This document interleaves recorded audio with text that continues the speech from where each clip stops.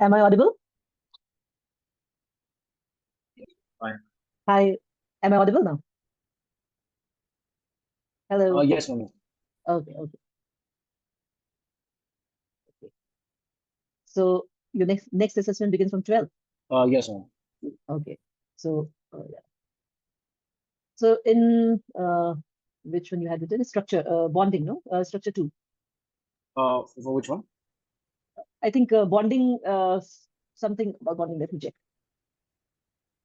It was bonding from structure two, no? Something HL part. Actually, ma'am, for the mating, it's going to be most of the R3 reactivity, like the electrophile, nucleophile, all of that. Oh, okay, okay. So And like our okay, teacher mentioned, there'll be like interlinking questions that are relevant to this unit okay. from like other chapters. From the other chapters as well. Okay. Yes, ma'am. So that means basically more of reactivity part and whatever Yeah. is related to the reactivity that we get. Yeah. Yes, ma'am. Okay. So under reactivity, okay, let's begin from the first one, right? Yeah. This. Electron pair sharing and all that, no? Yeah. Yeah. Yes, Reactivity, ma'am. reactivity 3, right? Yeah. Yes, ma'am. Like I think we can start with the radical and all of that, homolytic. Yeah. Okay. Yeah, sure. Is the presentation visible? Are you able to see? Okay. So this is the electron sharing reaction. So the radical. So reactions basically take place by the gain or loss or sharing of electrons. So whenever organic reaction takes place, there is always the substrate is attacked by a particular reacting agent or any agent, and it forms an intermediate for the reaction to take place. And that reaction intermediate is a highly reactive species. So it can be by the loss of electron or by the gain of electron or by the transfer of one or a pair of electron. So different kinds of reactions are there between the reactions. So first is the a radical, which is there. So we need to identify what is a radical. So radical always is by the loss of or gain of electron. It will always have an unpaired electron in its atomic orbital, and it can exist independently. Like if we have chloride ion is formed by the gain of electron, and it always will have a particular an unpaired electron. Like if we have chloride molecule, which is formed by the sharing of electron between the two atoms of chlorine. So one pair of electron is shared between the two. So if there is anything which happens which breaks its bond, so one electron will move to both the chlorine atoms, and it will result in the formation of an unpaired electron in the atoms. And Excuse this, me, ma'am. yes, Neil.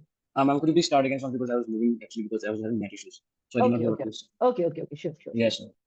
So, like I said, that organic substances, whenever they undergo reaction, it is always by the formation of an intermediate, that is called as the reaction intermediate. And those reaction intermediates are can be formed by the breaking of the bond, whether heterolytically or homolytically. Now, heterolytic means that whenever there is a shared pair of electron that is distributed after the bond is broken, it is distributed unevenly.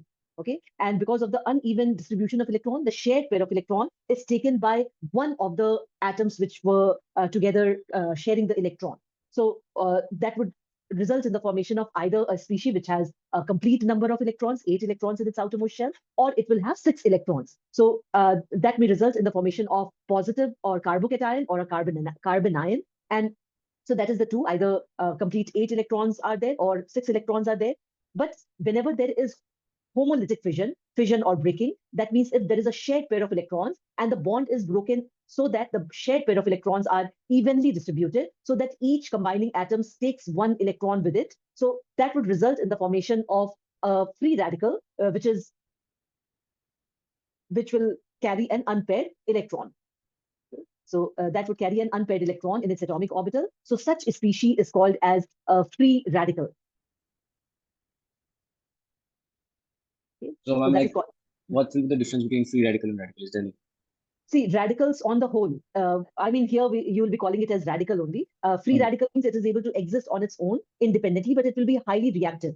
And because of the presence of the unpaired electron, they will be so reactive that they will lose their stability. They will try to complete their octet or complete their 8 electrons by combining or completing its 8 electron by reacting with the other species, where it can get 1 electron. So it makes it highly reactive and active. So that once this radical is formed, the radical or free radical, whatever we can say, anything. So free radical or radical, when it is formed, it has an unpaired electron. So that unpaired electron will make it highly reactive and unstable, and that is why it can combine with the other atoms, or it can share the atoms, the electrons with the other atoms, and result in the formation of the product. Like here, if you see that it is free radicals, if oxygen atom is there, both oxygen atoms, they have complete 8 electrons in their outermost shell.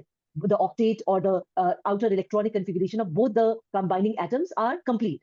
But if 1 electron from this oxygen is lost, so there would be an unpaired electron. If you see over here, as is shown by red, 1 electron is lost. So there is an unpaired electron in the oxygen molecule, which was a molecule earlier. But now, since it has an unpaired electron, it is called as a radical or an anion, and it will be a highly reactive species. So reactive oxygen species, it would become. Same is with peroxide ion. Peroxide, where 2 electrons are removed, 1 from each of the combining oxygen atoms, so that each atom has 1 less electron, or it has 1 unpaired electron in its outermost shell, so that making it a very highly reactive species, very unstable species. So whether it is hydrogen peroxide, since both the oxygen atoms had 1 unpaired electron, so it was able to combine with the 2 hydrogen atoms to form hydrogen peroxide.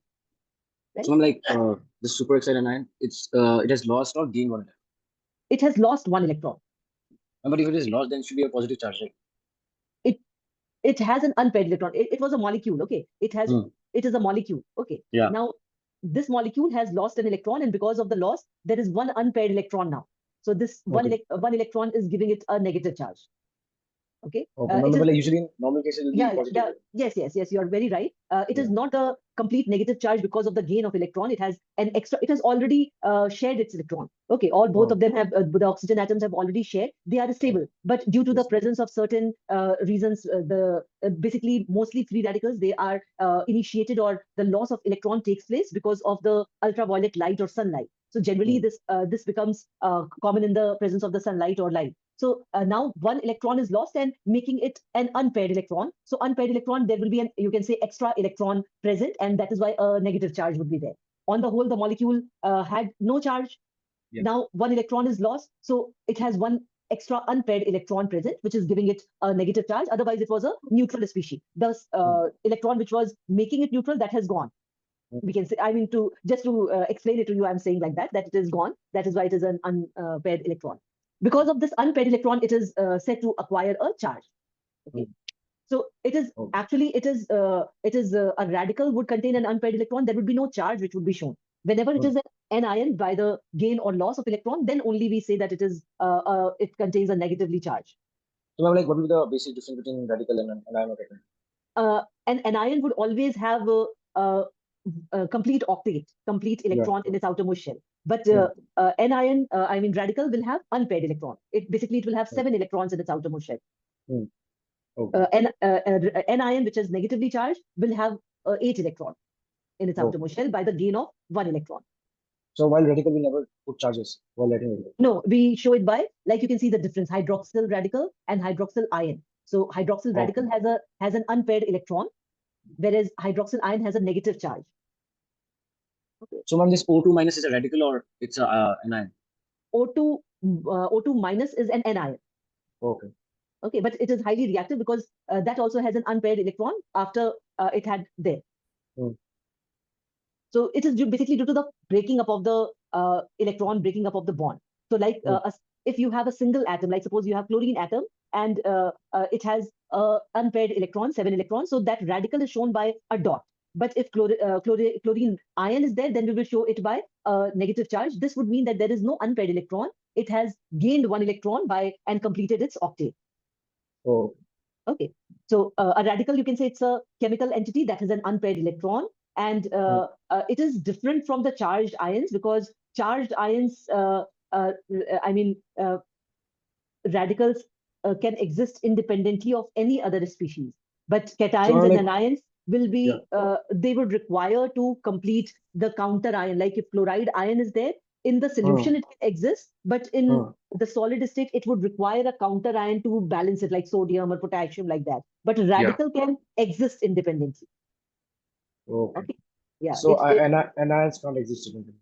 Ions can exist independently only in the solution when the electrostatic force of attraction is broken due to the formation of ion.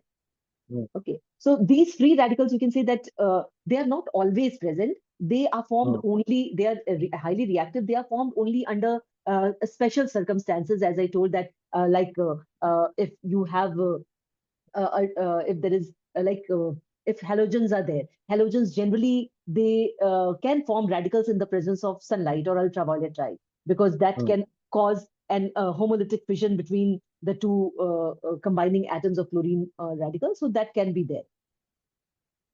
Okay, so free radicals generally are formed only under very special circumstances. So dot represents the free radicals. Sometimes, like here, you can see hydroxyl radical is formed between several atoms, two atoms. Sometimes methyl radical, which is very common when we, the free radical reactions, which we'll be doing substitution reaction, that would require this formation of free radical. So it consists of several radical, but you know that if CH4 was there and hydrogen, if it moves along with one of the electron which was bonded, then methyl radical would be left with one dot or one electron, which is not paired now. Okay. And ma'am, like, what will be the basic difference between the formation of an ion or the formation of a radical? Okay. So like, I'll show with. So like if you have CH4, so there are 4 hydrogen atoms which are formed by the sharing of 1 electron each. So if the bond breaks, this bond breaks, and the one pair of electron makes a single bond, right? So if you have this single bond, it consists of 2 electrons, one shared by each atom. Now, if this bond is broken evenly, it will carry, methyl would carry the one shared pair of electron, and the other hydrogen will also carry a shared pair of electrons. So uniformly, the breaking of the bond or homolytic fission is there. Then both of them carries one electron each, and so it has an unpaired electron. But if you have chlorine atom, the chlorine atom has 7 electrons in its outermost shell, right? Now, if this gains 1 electron from a metal or so anywhere, now this electron will result in completing the octet of chlorine, and now there would be no free or unpaired electrons over here. All the electrons become paired, and it has 8 electrons. So though, because it has gained 1 electron, this will carry a negative charge. So this is by gain of electron from some other species, but free radicals are formed by the homolytic breaking or homolytic fission.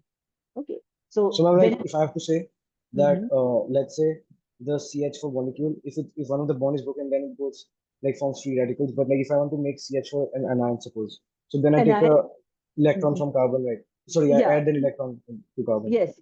I mean, electron, and it is different from the charged ions, because charged ions radicals can exist independently of any other species, but cations and anions will be they would require to complete the counter ion. Like if chloride ion is there, in the solution it exists, but in the solid state it would require a counter ion to balance it, like sodium or potassium, like that. But radical can exist independently. Okay.